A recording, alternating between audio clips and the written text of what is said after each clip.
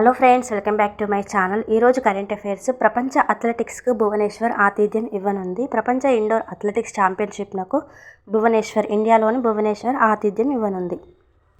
Tata group చైర్మన్కు చంద్రశేఖరన్కు British ప్రభుత్వ knighthood పురస్కారం. Bharat UK వ్యాపార సంబంధాలను బలోపేతం చేయడంలో విశేష కృషి చేస్తున్న టాటా గ్రూప్ చైర్మన్ చంద్రశేఖర్కు బ్రిటిష్ ప్రభుత్వ గౌరవ నైట్హుడ్ను ప్రదానం చేసింది. శంషాబాద్ విమానాశ్రయానికి మరో అంతర్జాతీయ పురస్కారం. శంషాబాద్ విమానాశ్రయం సిగలో మరో అంతర్జాతీయ పురస్కారం చేరిందని ఎయిర్పోర్ట్ సీఈఓ ప్రదీప్ పనికర్ తెలిపారు.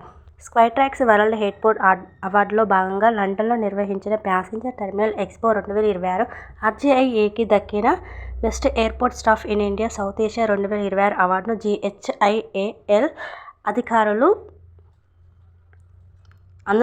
అందుకున్నట్లు తెలిపారు. దక్షిణాసియాలోనే ఉత్తమ విమానాశ్రయ సిబ్బంది అవార్డులు RJIA సాధించడం ఇది 5వసారి.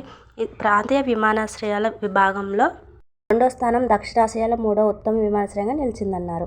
రిలీఫ్ పథకం. పశ్చిమాసియా ఉద్రిక్తతల ప్రభావాన్ని ఎదుర్కొంటున్న భారతీయ ఎగుమతిదారులకు ఊరటనిచ్చే ₹497 కోట్ల వ్యయంతో రిలీఫ్ పథకాన్ని స్టార్ట్ చేశారు.